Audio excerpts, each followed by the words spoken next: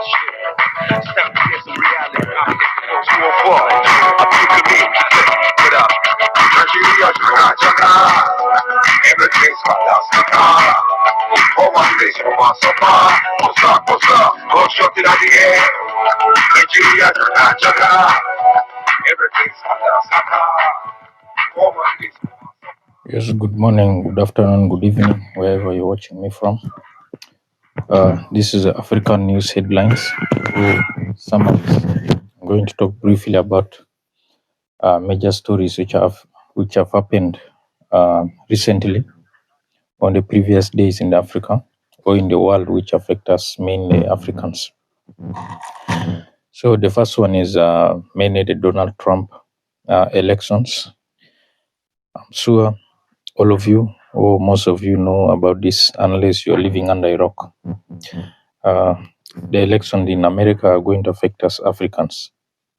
You know what has happened in Libya? Libya is already disorganized. Mainly is America who did it. Even South Sudan, my country, we have a disorganization there. Part of it, or to a larger extent, is caused by America. You go to many countries, when you look at the CIA, they're doing a lot of things. So the elections in America are very important for us to follow. They'll affect us whether we like it or not. So how is it going to affect us, mainly like the Africans? The first person who congratulated Donald Trump was Museveni of Uganda. That's the president of Uganda, Yoweri Kaguta Museveni. And many others have also congratulated, but he was one of the first. It will affect Africa mainly. Let me talk about majorly in three ways. Mainly the money which they give for donations, and then wars, which are, because Donald Trump, when he was coming, he said mainly he's going to make sure there are no wars. You know, in his term, those the first term when he was in office, we never had any war in Africa. So at least there we are sure. And then green energy. These are the main things, like they are pushing for solar, non-fossil fuels. So Trump doesn't believe in such. So it will affect Africa somehow positively because industries will continue. So the other story is from Burkina Faso. I hope some of you are aware what happened about 6 days ago, where we had another coup. They want to remove Captain Traore, His Excellency Traore, by all means, and because they know once Traore succeeds, then the whole of the Sahel region is set. So that's why they want to remove Traore by all means. There was a coup. Someone came with about over $80 million who wanted to bribe soldiers so that they cause a coup. But those soldiers, they refused, and then they ended up arresting the person. And then there's also some news story from Mali. Mali has become the first African country to become debt-free. They paid all their loans on the 13th of November 2024. Those days it was Libya under Muammar Gaddafi, but now Mali is the only African country which has no debt. So, and they are saying is a soldier. So you see, this is most people, they call it a coup, but most Pan-Africanists, we call it, that is what is a revolution. You can see the effects. I think the second is going to be maybe Burkina Faso to be debt free, and then maybe it follows also Burkina Faso, Mali, and maybe Niger. Very soon, Burkina Faso will be also debt free. So the other stories, we have like two stories from Kenya. The recent one is the U.S. ambassador to Kenya. She has been, they have accused her of many things. He used to talk a lot whenever there are protests. He's always talking. And then they used to complain that he used to charge Kenyans a lot of money to get their visas. So she resigned on the 13th of November. She's called Meg Whiteman.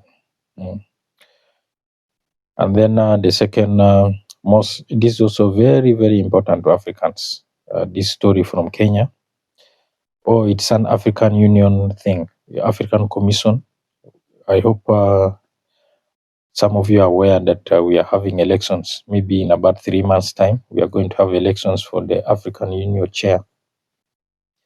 African Union Commission, always a chairperson of the African Union, whom the president put, so that he'll take care of the business of whatever happens in the African Commission. So there are four candidates. One is the main one is Raila Odinga, His Excellency Raila Odinga Amolo. He is a person who is not supposed to be opposed, but I don't know why because he's an East African community, we have chosen him to represent us. But Djibouti, Madagascar, and Mauritania, I don't know why they also brought their own candidates.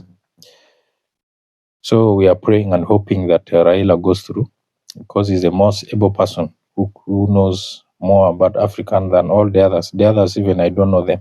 I just realized them recently, that they are also leaders. But the person who is more qualified or the best candidate is Raila Amolo Odinga.